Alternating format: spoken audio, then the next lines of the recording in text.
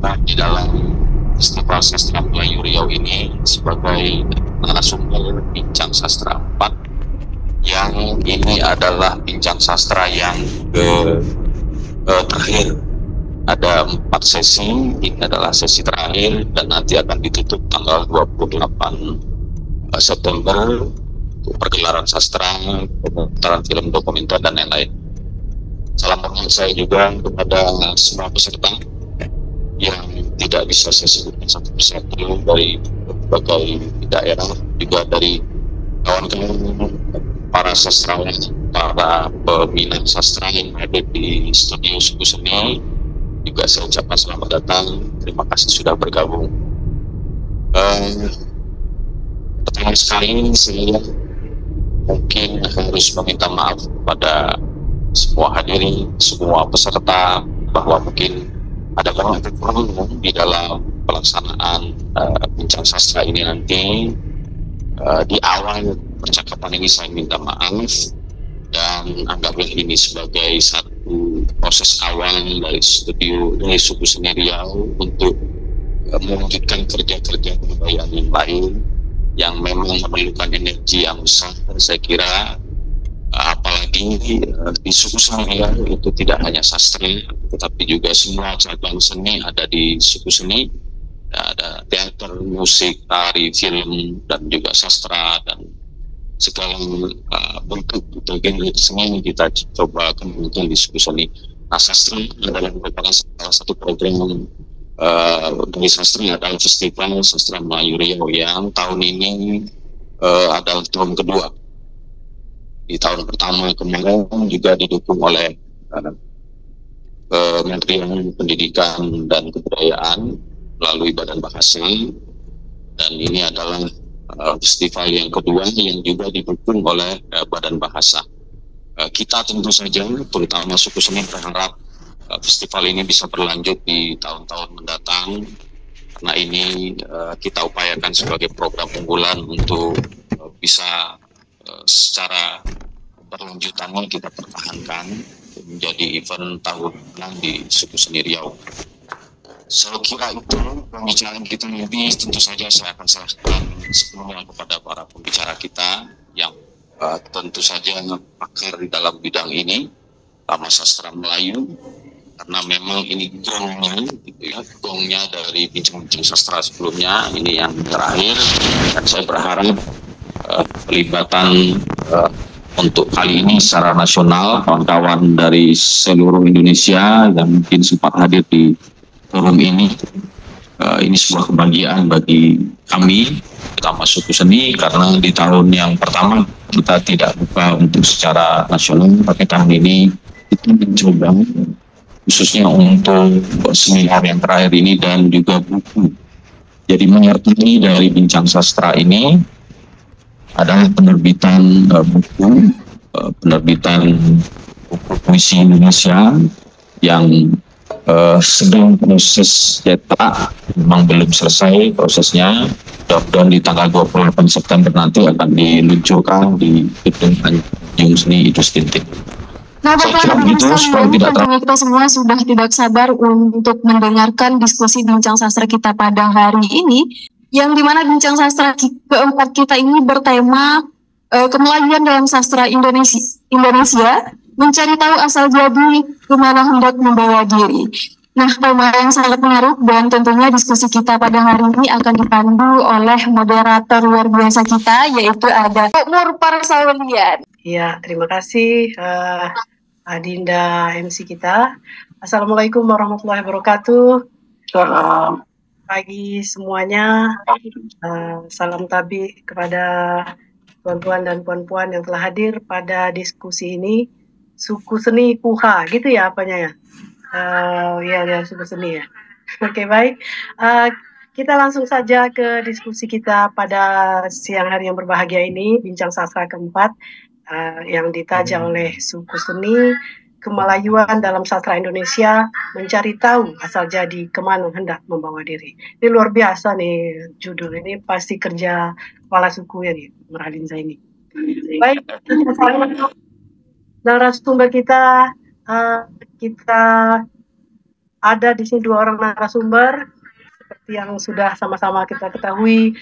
Kita sapa dulu Datuk kita, Datuk Rida Kaliamsi dari Tanjung Pinang. Apa kabar nih Datuk? Sehat?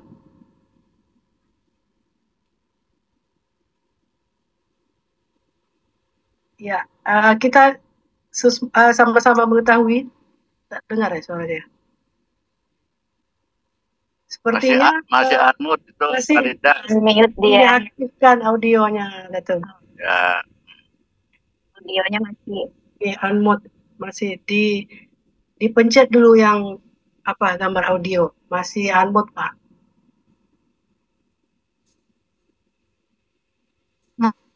Tombol mikrofon di bagian bawah boleh dipencet dulu. Pencet dulu. Tekan. Kan ada dua tuh, ada yang untuk gambar, ada yang untuk mikrofon, bisa dipicit atau pencet apa? Oh, udah. Ya sudah tuh, ya. Dari picit itu.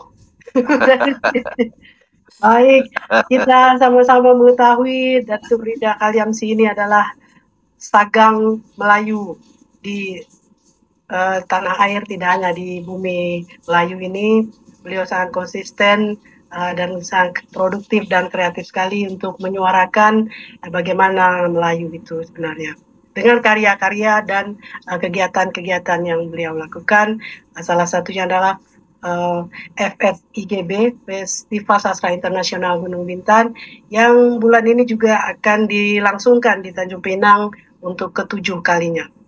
Baik, dari Tanjung Pinang kita sapa ini paling jauh nih sepertinya. Kami sudah sangat rindu sekali dengan sosok satu ini, Kang Maman S. Mahayana. Apa kabar nih Kang? Assalamualaikum Kang.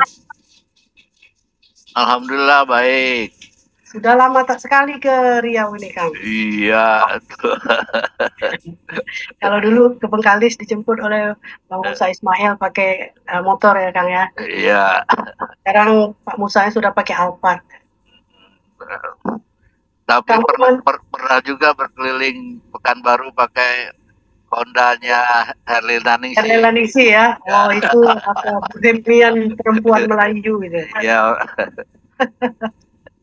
Terima kasih Kang sudah menyempatkan diri hadir di diskusi kita pada siang hari ini. Kang Maman ini selain sebagai akademisi di Universitas Indonesia, dia juga sangat konsen terhadap penelitian budaya khususnya Melayu nih. Saya melihat dari dulu beliau sangat konsisten dan konsen meneliti dan juga menulis banyak sekali tulisan-tulisan beliau tentang karya-karya di bumi Melayu. Baiklah, Encik dan tuan-tuan, itu saja profil atau biodata dari dua orang narasumber kita. Tidak perlu kita panjang lebar lagi. Dengan tidak sabar, kami persilakan kepada dua orang narasumber kita. Yang pertama kita berikan kesempatan kepada Datuk Rida Kaliamsi. Kami persilakan. Kang Maman duluan. Kang Maman ya. Oke, tak apa juga. Boleh Kang Maman ya. Dari zaman dulu. Kalau Datuk yang merintahkan, hantu pun gak berani nolak. Lanjut. Oke, baik Kang Maman. Ya, terima kasih Mur, masih tetap segar. Farida ya juga Lanjut. masih segar, masih bersemangat. Terima kasih juga kepada panitia Bung Marhalim.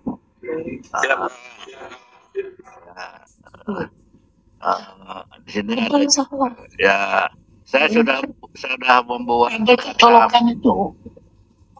semacam PowerPoint sedikit ya. Jadi biar pembicaranya agak sistematik aja ya. Saya coba pakai PowerPoint ini. Nah, ini temanya menarik ya. Mencari tahu asal jadi kemana hendak membawa diri. Maknanya itu ya, kita nggak boleh melupakan sejarah pada saat kita hendak berangkat atau pada saat kita hendak mencapai cita-cita ke depan, ya kita tidak boleh melupakan sejarah. Kira-kira gitulah ya. Dan memang penting sekali ya, problem dunia Melayu diketahui oleh masyarakat luas, terutama oleh bangsa ini, terutama oleh suku-suku lain. Ya. Sebetulnya bagaimana sih posisi Melayu, ya, terutama di dalam kesusastraan Indonesia, ya, karena bahasa Indonesia berasal dari bahasa Melayu. Tapi bahasa Melayu yang mana? Nah, ini juga masih banyak pertanyaan. Baik, berikutnya. Nah, pertanyaan dasarnya ini, apa sumbangan dunia Melayu bagi Indonesia? Jadi bukan hanya pada sastra Indonesia ya, bagi Indonesia atau berikutnya, apa sumbangan dunia Melayu bagi sastra Indonesia atau ya, berikutnya, nah, atau apa yang sudah diberikan dunia Melayu bagi Indonesia? Ya, dalam dekade abad yang lalu, dunia Melayu ini memang selalu dikonotasikan negatif. Bahkan ya awal-awal kemerdekaan juga tahun-tahun 70-an, citra dunia Melayu itu nggak proporsional. Ya. Bahasanya diambil, tetapi ya, bahasanya diambil sebagai bahasa nasional, tetapi kosakatanya itu masih bertebaran di mana-mana sehingga tidak termasuk ke dalam KKBI. Oke, nah, maknanya apa ya? Maka tidak bisa tidak, kita harus berikutnya ingat pada kata-kata Soekarno. Belum yang berikutnya ini, jas merah, ini penting sekali ini. Jangan sekali-sekali meninggalkan sejarah. Ini posisi penting dan bagaimanapun juga dunia Melayu ini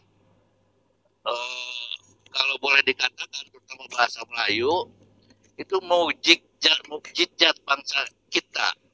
Jadi Indonesia punya mukjizat, satu diantaranya adalah bahasa Melayu, dan mukjizat keduanya adalah Sumpah Pemuda. Nanti akan kita bicarakan ya. Jadi bagaimana sebetulnya penjadian bangsa ini sehingga dunia Melayu tidak bisa diabaikan. Nah, oke, berikutnya.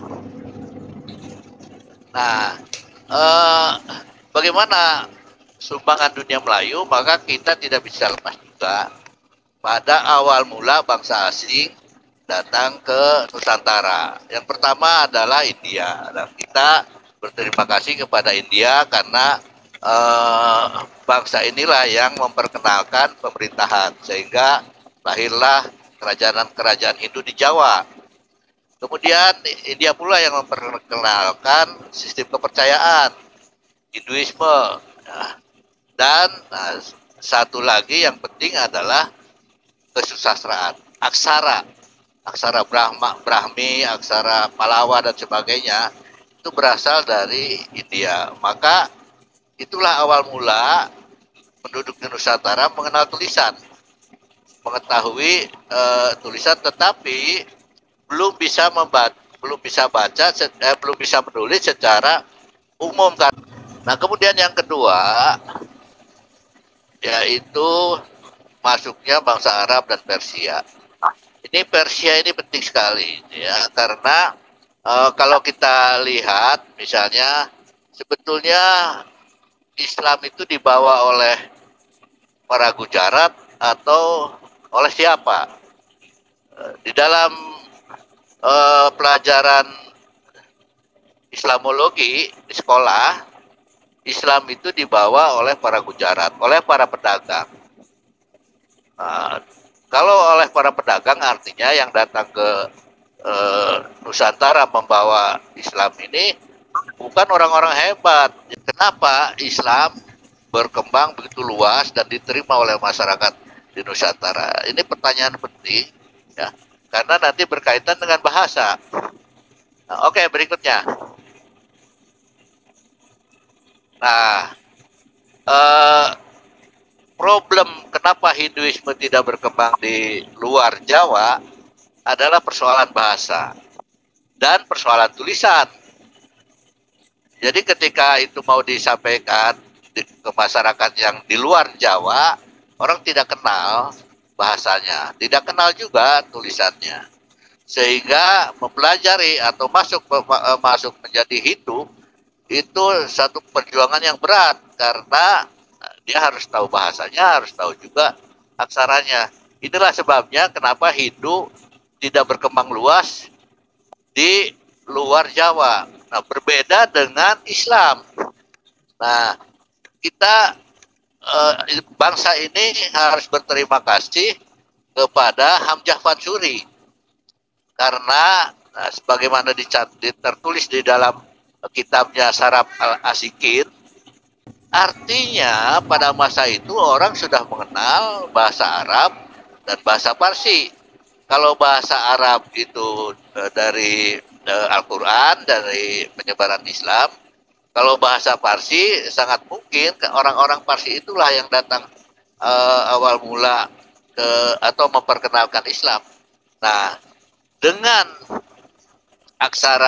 bahasa Jawi, maka orang yang sudah tahu aksara Arab melalui Quran juga sudah tahu bahasanya, yaitu bahasa Melayu.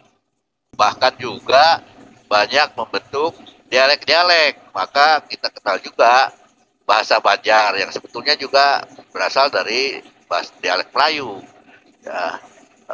Atau Betawi itu juga berasal dari dialek Melayu, ya. Kemudian pada masa itu, ya, bahasa Arab dan bahasa Melayu sudah menjadi bahasa internasional. Itu paling tidak Ajumardi Ajra itu menyatakan bahwa pada masa itu bahasa diplomasi itu bahasa Melayu dan bahasa Arab. Nah, kalau bahasa Arab yang kemudian digunakan di dalam penyebaran Islam di Nusantara, tentu saja orang mengalami kesulitan, maka tidak bisa tidak harus pakai bahasa Melayu. Nah, hurufnya pakai huruf Arab karena sudah dikenal itu. Nah, jadi bahasa Melayu dengan huruf Arab yang kemudian kita kenal sebagai huruf Jawi menjadi bahasa ilmu pengetahuan dan kesusastraan. Nah, kalau tidak percaya, maka datanglah ke kesultanan-kesultanan di seluruh Nusantara, maka kita akan menjumpai setumpuk naskah yang bertuliskan Arab Melayu. Nah, artinya bahwa pada masa itu dunia literasi kita sudah berkembang luas. Nah, inilah yang menyebabkan Islam di Nusantara jauh lebih berkembang ke wilayah yang lebih luas, bahkan juga ke Patani sampai Mindanao, sementara Hindu tidak. Jadi persoalan bahasa dan persoalan aksara inilah yang memungkinkan, ya, yang membedakan perkembangan Hindu dan Islam. Nah, inilah yang kemudian saya katakan bahwa Indonesia ini beruntung mendapat mukjizat, yaitu bahasa Melayu. Dan bahasa Melayu ini dipuji banyak para peneliti asing waktu itu. Oke, berikutnya.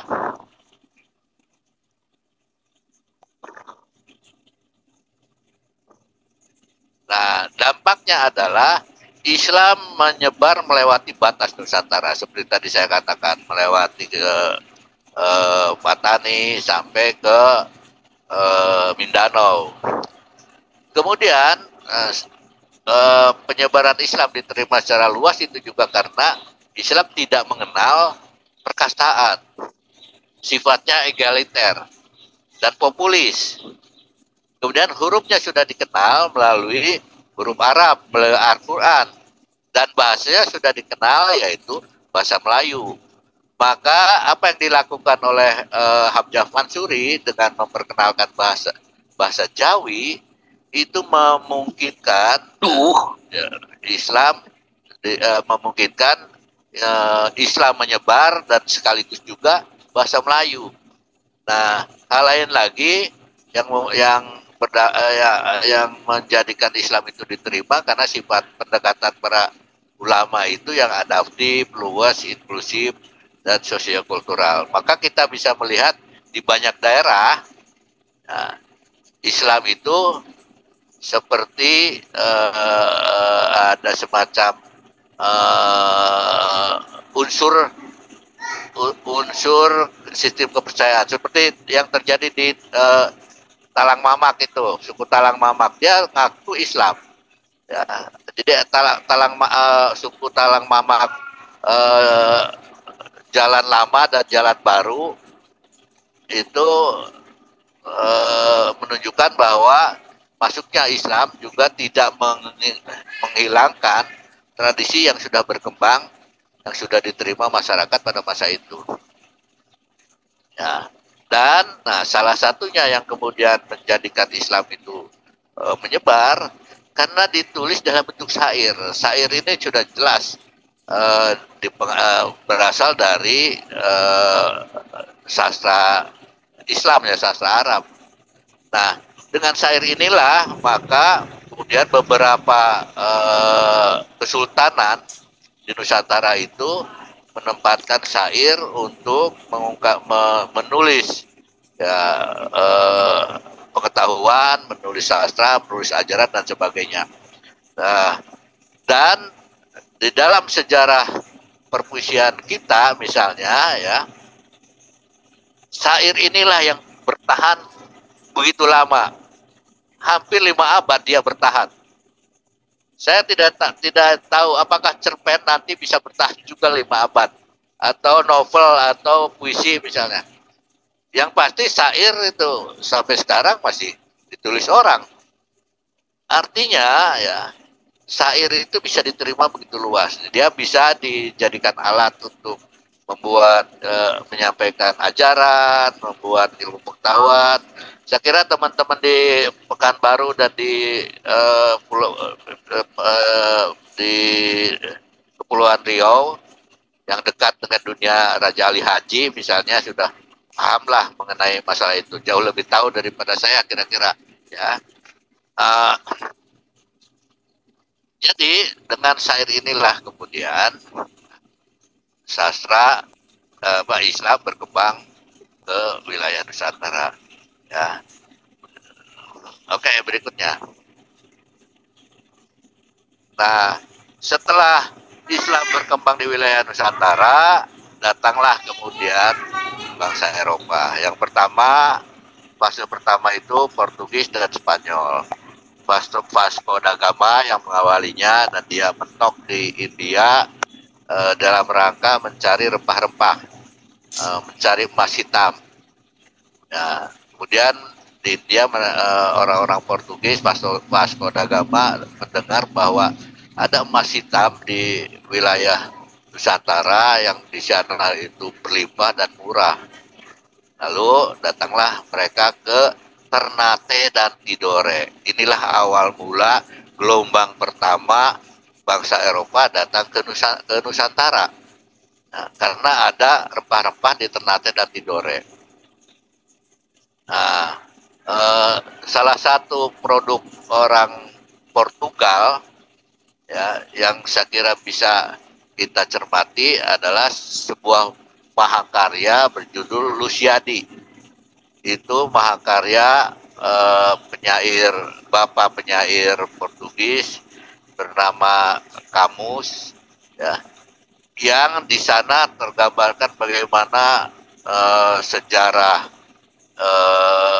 perjalanan dia, bagaimana kehidupan masyarakat pada masa itu. Ya. Ini luar biasa. Saya kira ini salah satu buku yang wajib dibaca oleh para penyair, supaya tahu bahwa puisi itu tidak sekadar berisi kelangenan, curhat, dan sebagainya. Ini betul-betul mahakarya yang penting sekali, puisi Luciadi ini. Nah, setelah Portugis dan Spanyol berkelahi memperebutkan jalur laut, jalur perdagangan rempah-rempah, datanglah kemudian VOC. VOC lah yang kemudian menjadi pemenang di dalam perebutan wilayah itu. Nah, VOC mengalami kebangkrutan karena banyak korupsi, lalu digantilah oleh Belanda tahun 1799. Jadi Belanda baru muncul menguasai wilayah, tidak menguasai seluruh wilayah Nusantara, mengganti peranan VOC itu tahun 1799. Maka kalau ada dikatakan bahwa Belanda menjajah Nusantara selama 3,5 abad, itu omong kosong itu. Omong kosong, karena Belanda baru menggantikan VOC itu tahun 1799. Dan sebelum itu penguasanya adalah Portugis dan Spanyol. Ya, jadi pernyataan bahwa Belanda menjajah bangsa ini selama 3,5 abad ini hiperbolis itu harus disampaikan kepada anak-anak sekolah kita bahwa itu bohong besar itu, ya. Oke. Nah, kemudian wilayah Nusantara disebutlah sebagai Hindia Belanda. Wilayah Hindia yang dikuasai oleh bangsa Belanda. Oke, berikutnya. Nah, apa yang diwariskan oleh Belanda kepada bangsa ini? Inilah warisan Belanda ini. Yang pertama, huruf Latin. Karena tahun 1856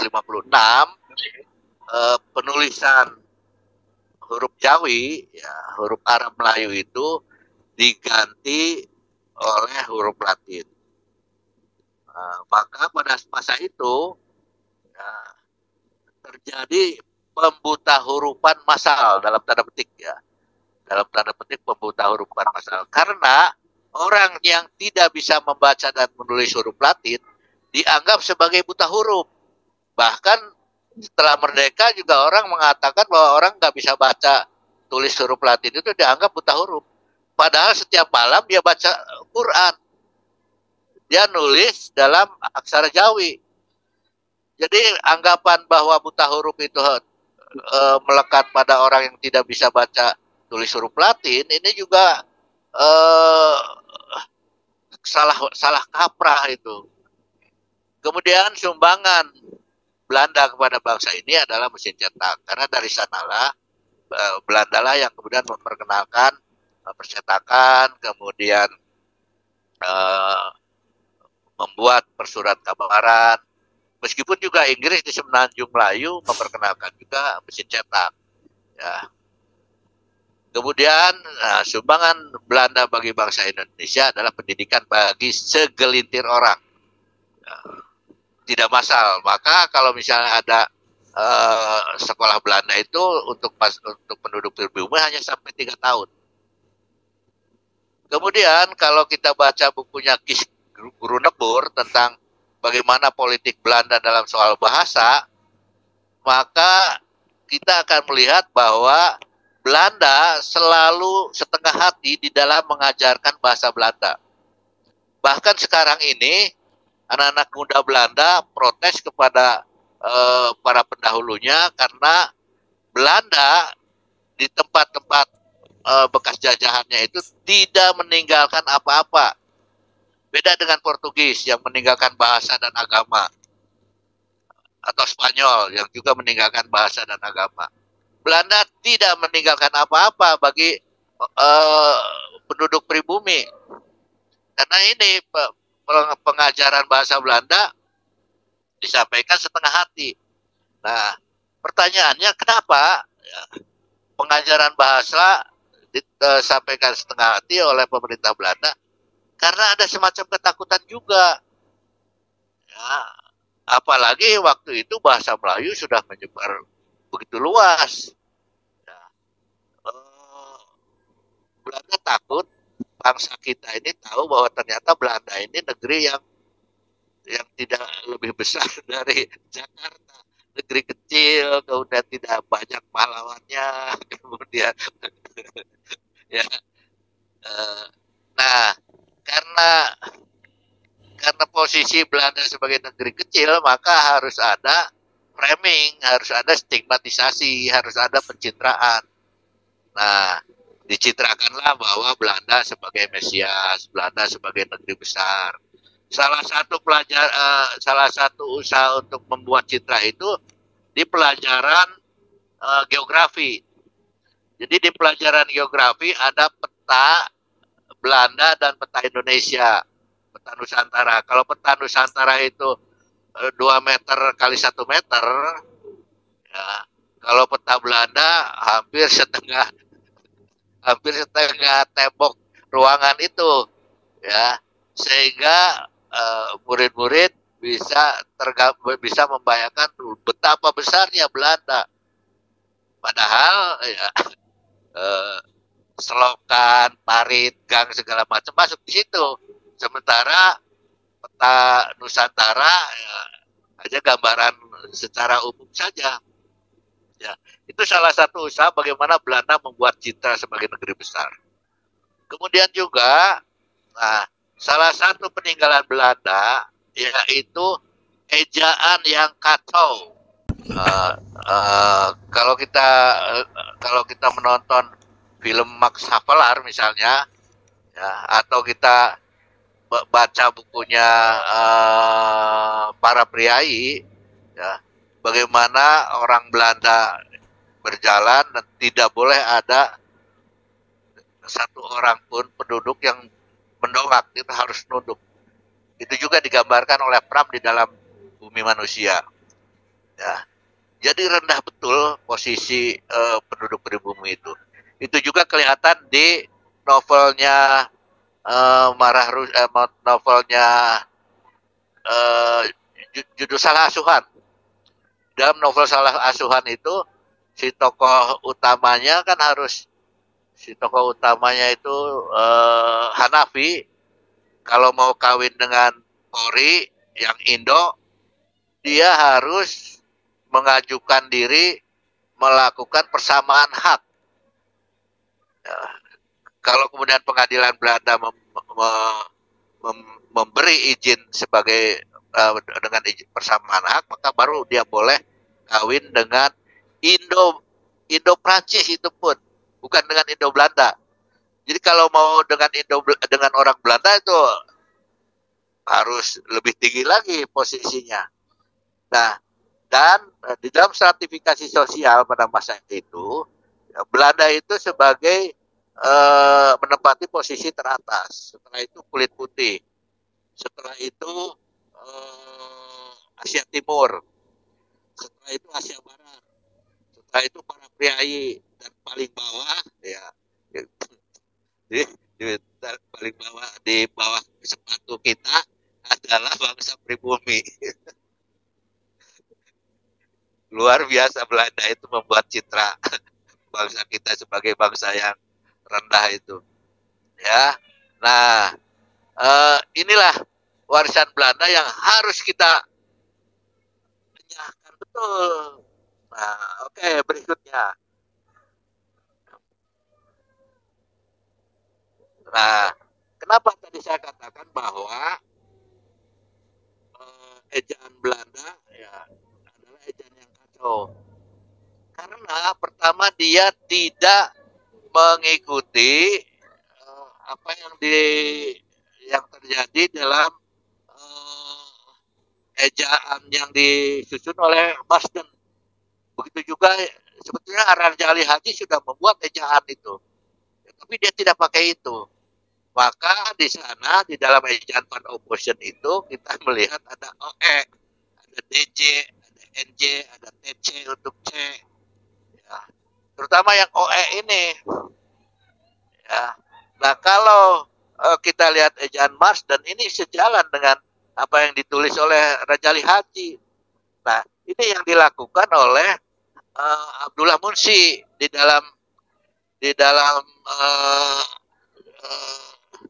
hikayat, bukan hikayat, syair Kampung Gelam Terbakar, syair Singapura Terbakar dan seterusnya. Dia pakai ejaan Marsden, pakai pakai apa yang ditulis oleh Raja Ali Haji. Maka ejaannya jauh lebih benar. Dalam huruf ejaan bahasa Melayu dengan huruf Latin itu lebih benar. Tidak itu ya. Nah, berikutnya.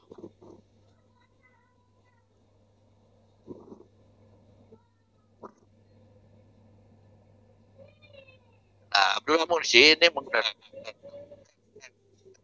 ejaan Marsden. Begitu juga apa yang ditulis oleh Raja Ali Haji sesuai dengan karakter huruf Jawi, huruf Arab. Ya. Nah, kemudian juga Abdullah Munshi menerbitkan berikutnya. Abdullah Munshi menerbitkan majalah Cermin Mata. Ini nih.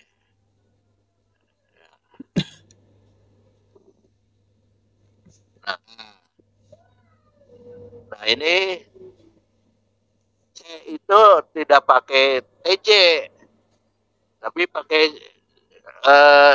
bentuknya seperti ini yang ditulis di dalam Marsden itu pakai C dia, ya, tidak pakai DJ. U juga tidak pakai OE. Nah di Semenanjung Melayu ada Cermin Mata ini cetak batu. Sehingga Semenanjung Melayu ejaan bahasa Melayu lebih terpelihara dibandingkan dengan yang terjadi di Jawa. Ya, oke, berikutnya. Nah, Gurindam 12 juga ejaannya sama seperti mengacu pada apa yang ditulis oleh Marsden. Oke, berikutnya. Nah, ini yang jadi pegangan penulisan huruf Latin di dalam bahasa Melayu. Oke, berikutnya. Nah, ini satu koran ya, namanya Bintang Utara, ya, tetapi tidak berlangsung lama ya, dan tidak ada karya sastra di situ. Lebih banyak iklan dan pengumuman-pengumuman. Tapi koran Bintang Utara ini terbit di Rotterdam. Pengelolanya itu Van Eysinga, yang dia sadar betul bahwa bangsa Nusantara perlu punya satu bahasa yang bisa dipahami oleh masyarakat etnik lain, yaitu bahasa Melayu. Ya. Tetapi sayangnya Van Eysinga menggunakan ejaan yang kacau balau itu, ya, yang masuknya ejaan Belanda, OE dan sebagainya. Maka ya, ejaan yang ditulis dalam huruf bahasa Melayu yang ditulis dengan huruf Latin, ejaannya kacau. Beda dengan apa yang terjadi di Semenanjung Melayu. Ya. Nah, ini perlu saya sampaikan juga, Van Eysinga ini linguis, ya, linguis yang berkeliling ke wilayah Nusantara, dan kemudian dia menyadari bahwa penutur paling banyak di Nusantara itu adalah orang Jawa. Maka kemudian dia mencoba mengusulkan supaya bahasa Jawa dijadikan sebagai bahasa yang bisa diterima etnik lain. Maka kemudian berdirilah Akademi Jawa di Solo. Itu tujuannya adalah menjawakan atau menyebarkan bahasa Jawa ke wilayah Nusantara. Tetapi bahasa Jawa bukan bahasa yang sederhana, bukan bahasa yang inklusif, rumit. Ya. Ada stratifikasi sosialnya, ada undak usuknya dan sebagainya. Sehingga rencana Van Eysinga untuk menyebarkan bahasa Jawa ke etnik lain ini gagal. Barulah kemudian dia sadar bahwa ada bahasa yang sederhana, yang sudah dikenal luas, yang inklusif, yang terbuka, dan mudah diterima, lebih egaliter, yaitu bahasa Melayu. Maka kemudian dengan kesadaran itu dia membuat surat kabar judulnya Bintang Utara, terbit di Rotterdam ya, bulan Februari 1856. Tetapi seperti tadi saya sampaikan ya, problemnya adalah ejaan Belanda masuk di situ.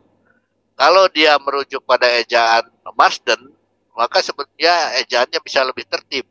Ya. O-nya 2 tuh. Adapun ya, karena dia tidak merujuk pada ejaan Marsden. Nah, model inilah yang kemudian dipakai di koran-koran yang awal. Nah, meskipun pada masa itu juga ada usaha untuk menyertakan juga huruf Jawinya. Berikutnya. Nah, ini surat kabar Betawi, di sebelahnya huruf Jawi, sebelah kanan huruf Jawi, sebelah kiri huruf Latin. Tetapi di dalam ejaan huruf Latin ini juga tidak merujuk pada tadi itu. Pertama, kalau dia pakai ejaan yang diusulkan oleh Raja Ali Haji atau oleh Marsden, maka ejaannya bisa lebih tertib. Jadi percuma saja ada aksara Jawinya, kalau ejaan Latinnya itu kacau balau. Ya. Tapi inilah koran-koran awal yang kemudian dijadikan sebagai model bahasa Melayu dengan huruf Latin yang diperkenalkan di koran-koran awal. Hampir semua koran, bukan hampir, semua koran awal ya, yang terbit pada masa itu menggunakan ejaan yang kacau balau. Yang kemudian melahirkan, seperti tadi di awal saya sampaikan, yaitu bahasa Melayu Tionghoa. Oke, berikutnya.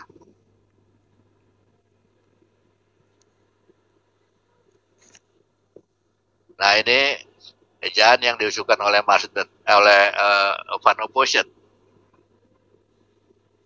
Nah, ini yang menjadi persoalan. TJ, DJ, Y, NJ, CH, SY, dan sebagainya. Ya, yang disempurnakan itu bisa lebih jelas. Kalau saja mengacu pada ejaan Marsden, tidak akan tuh ada TJ, DJ, dan OE itu. Oke, berikutnya.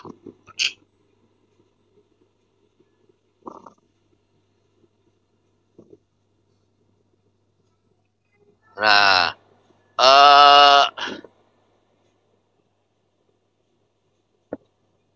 mukjizat yang kedua yang diterima oleh bangsa ini adalah Sumpah Pemuda. Yang pertama adalah adanya bahasa Melayu, itu buat saya sebagai mukjizat, dan yang kedua adalah Sumpah Pemuda. Ada beberapa versi, ya. Sengaja saya membuat versi-versi itu. Ya, ada sumpah yang 3 berikutnya.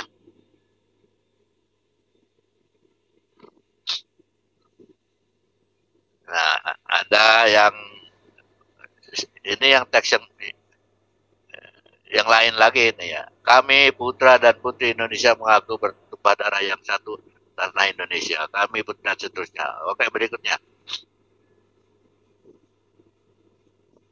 Nah, ini saya perlu menyertakan ini karena ada seorang profesor yang mengatakan bahwa inilah teks Sumpah Pemuda yang asli. Saya tidak tahu sumbernya dari mana dia. Tapi dia katakan bahwa ini teks Sumpah Pemuda yang asli. Buat saya ini nggak mungkin. Mustahil. Kenapa mustahil? Karena U saja di situ kan nggak pakai ejaan lama. Kemudian menjunjung aja udah pakai ejaan baru ini. Kami putra dan putri Indonesia menjunjung. Ya. Kalau ejaan lama membacanya menyungyung. Ya. Jadi teks ini nggak mungkin sebagai teks Sumpah Pemuda yang asli. Dan kita memang harus hati-hati kalau mau mengambil sumber dari internet. Karena ada aja orang yang iseng itulah. Ya, iseng kemudian dia bikin macam-macam. Jadi ini mustahil sebagai teks Sumpah Pemuda yang asli. Ya. Oke, berikutnya. Nah, apa makna butir ketiga Sumpah Pemuda itu? Kami putra dan putri Indonesia mengaku menjunjung bahasa persatuan bahasa Indonesia. Nah, ketika itu bahasa Melayu memang yang paling luas dikenal, maka pilihan pada bahasa Melayu pilihan yang disepakati bersama. Namanya bukan lagi Melayu, bahasa Melayu, tapi menjadi bahasa Indonesia. Jadi bahasa Indonesia itu memang fakta sejarah menunjukkan bahasa Melayu berasal dari bahasa Indonesia berasal dan dasarnya dari bahasa Melayu. Ya. Oke, berikutnya. Nah, ini aneh juga, pada masa itu tidak ada utusan perwakilan Melayu, tetapi orang-orang yang di luar suku Melayu justru memilih bahasa Melayu sebagai bahasa Indonesia. Nah, oke, berikutnya. Nah, yang menarik adalah ini tokoh Siti Sundari misalnya. Dia waktu awal dia pakai pidato bahasa Belanda, tetapi berikutnya dia pidato pakai bahasa Melayu, ya, bahasa Indonesia. Nah, lahirnya bahasa baru. Ini memang luar biasa ya. Lahirnya bahasa Indonesia ini betul-betul sebagai mukjizat, karena bagaimana bahasa baru bisa diterima oleh sekian suku bangsa. Bagaimana bahasa Indonesia itu bisa menghilangkan primordialisme. Padahal ketika itu bahasa Jawa dan bahasa Sunda penuturnya jauh lebih banyak. Nah, kemudian ini, mengapa tidak bahasa Jawa yang penuturnya lebih banyak? Karena itu kemudian ada seorang Indonesianis menyebut bahwa bahasa Indonesia itu takdir unik suatu bahasa nasional.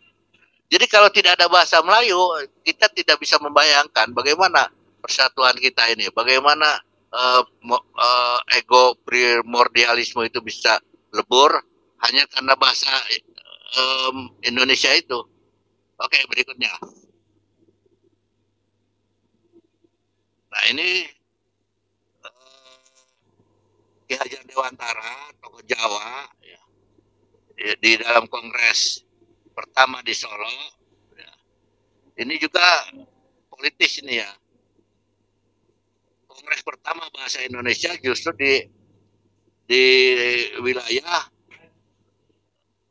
Jawa. Ya. Kemudian dikatakan oleh Ki Hajar Dewantara, yang dinamakan bahasa Indonesia yaitu bahasa Melayu yang sungguh pun pokoknya berasal dari Melayu Riau, akan tetapi sudah ditambah, diubah, dan atau dikurangi menurut keperluan zaman dan alam baru. Jadi tidak bisa kita menghapus bahasa Melayu Riau dalam sebagai asal-usul bahasa Indonesia.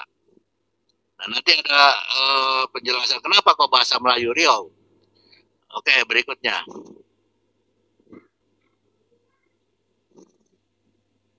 Nah, Amir Hamzah aja tahun 34 dia tidak menyebut sebagai bahasa Melayu, tetapi sebagai bahasa Indonesia.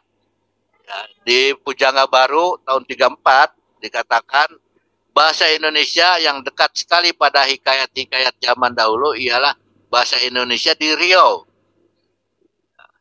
Johor dan Melaka, dan bahasa Riau itulah yang diangkat menjadi standar Malais. Jadi standar bahasa Melayu yang baik itu justru dari bahasa Melayu Riau itu yang terpelihara di naskah-naskah yang tersebar di kesultanan-kesultanan. Kemudian di dalam Kongres Bahasa Indonesia kedua juga di Medan ditegaskan lagi, asal dan dasar bahasa Indonesia adalah bahasa Melayu yang disesuaikan menurut perkembangannya. Dan yang disebut sebagai bahasa Melayu itu adalah bahasa Melayu dialek Riau atau bahasa Melayu Riau. Oke, berikutnya.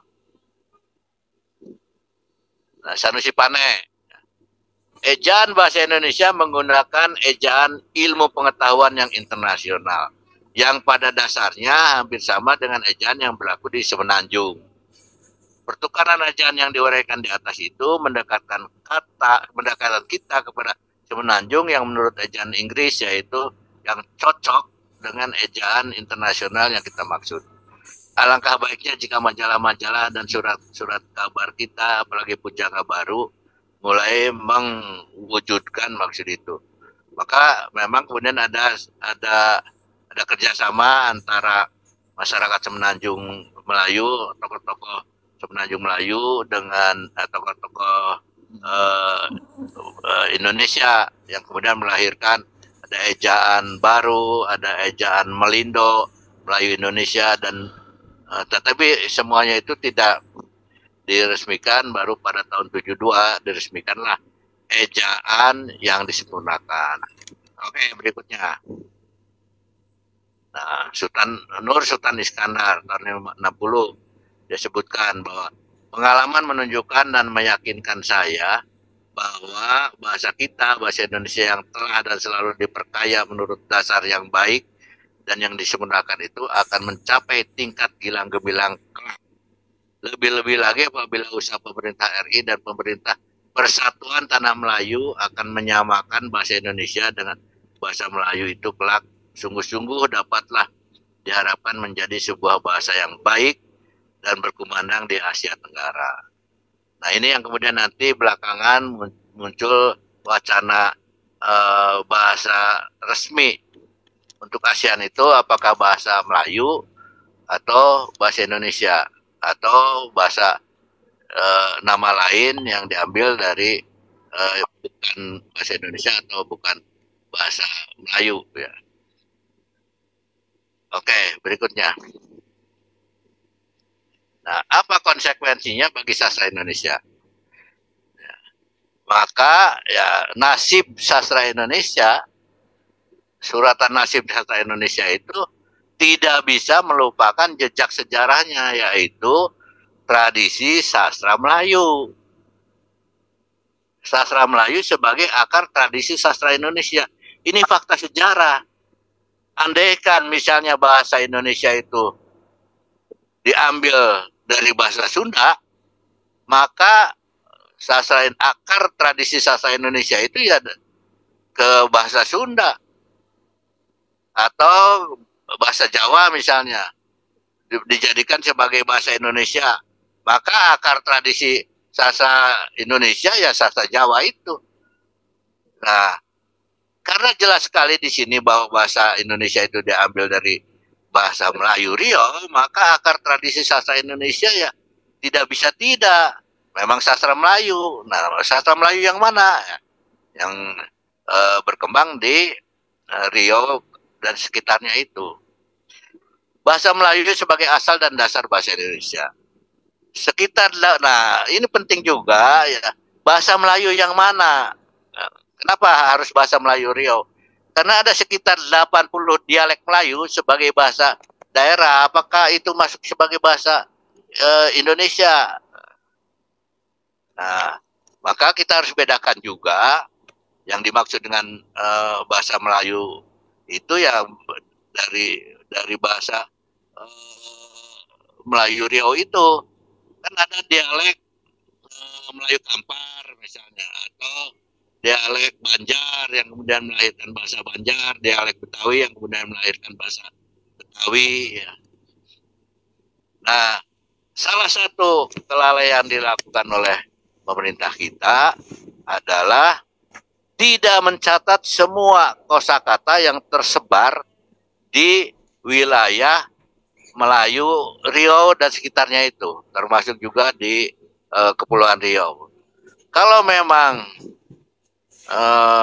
dinyatakan bahasa Indonesia, bahasa Melayu Riau sebagai dasar dan asal bahasa Indonesia, maka harusnya semua kosakata yang tersebar di masyarakat, yang hidup dan berkembang di masyarakat, masuk sebagai sebagai entry Kamus Besar Bahasa Indonesia.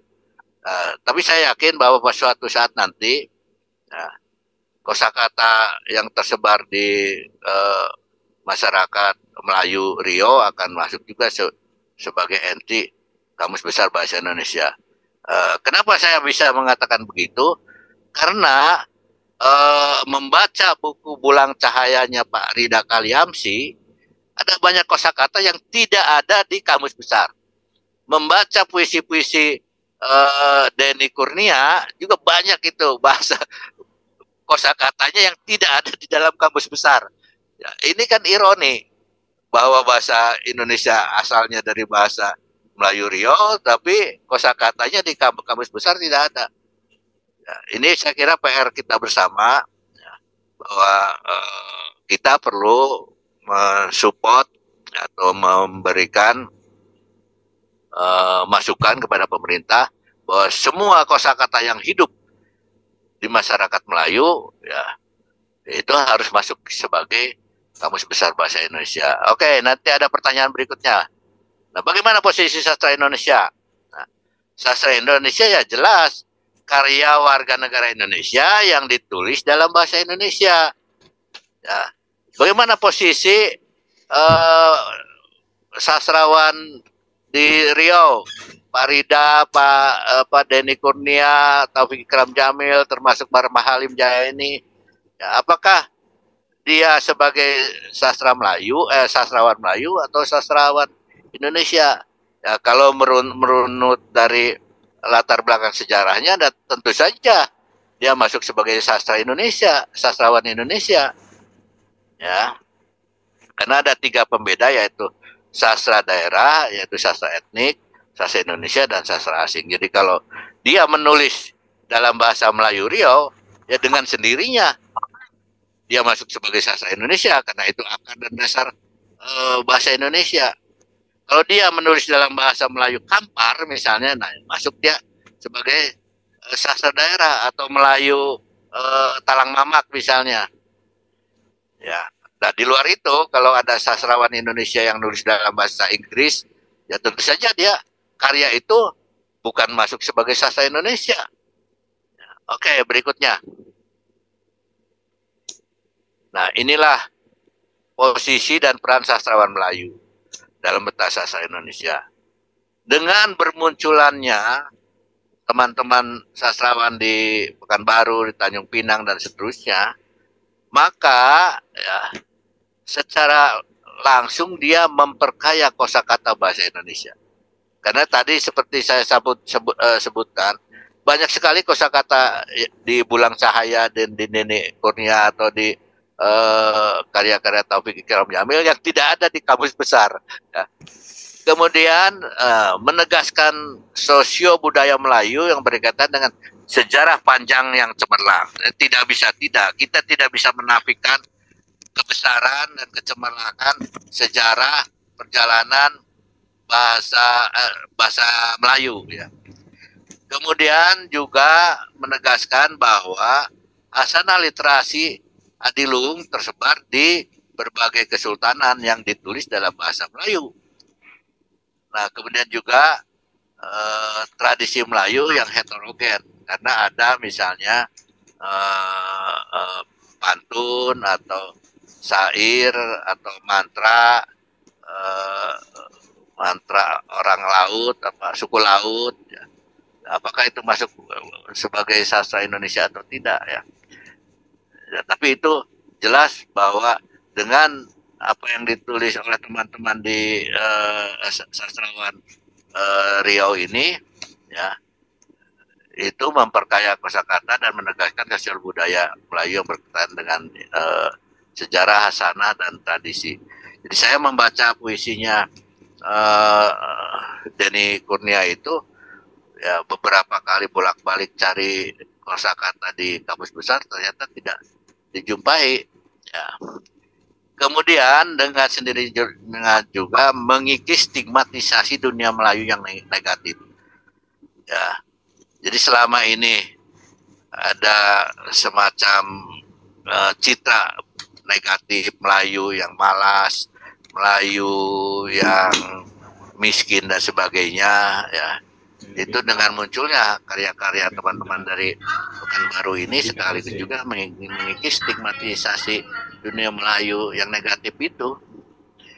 Kemudian tegak berpegang pada sikap budaya Melayu yang inklusif, toleran, dan menghargai tata nilai yang disepakati. Inilah yang sampai sekarang terjadi di masyarakat Melayu, inklusif dia, toleran.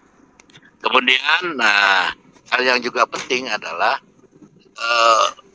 apa yang dilakukan oleh Farida dengan adanya Hadiah Sagang, kemudian teman-teman di Pekanbaru ya yang menulis banyak karya sastra, itu menegaskan bahwa ya, sastrawan di dunia sastrawan Melayu ini aktif bermain di arena kehidupan kebudayaan bangsa ini. Ya, jadi itulah menurut saya bahwa penting sekali posisi sastrawan Melayu dalam pentas sastra Indonesia. Oke, berikutnya. Nah, inilah yang menurut saya penting, memberi inspirasi, memberi pandangan lain posisi sastrawan Melayu. Begitulah. Terima kasih. Assalamualaikum warahmatullahi wabarakatuh. Baik, waalaikumsalam warahmatullahi wabarakatuh. Terima kasih Kang Maman. Jadi setidaknya sudah menjawab, ada flyer itu, multi flyer dari suku seni. Sastra Melayu itu sastra daerah atau sastra Indonesia. Tadi sudah disinggung oleh Kang Maman. Apakah masih patut kita bincangkan tentang dunia Melayu? Karena bahasa Indonesia itu adalah bahasa Melayu itu sendiri.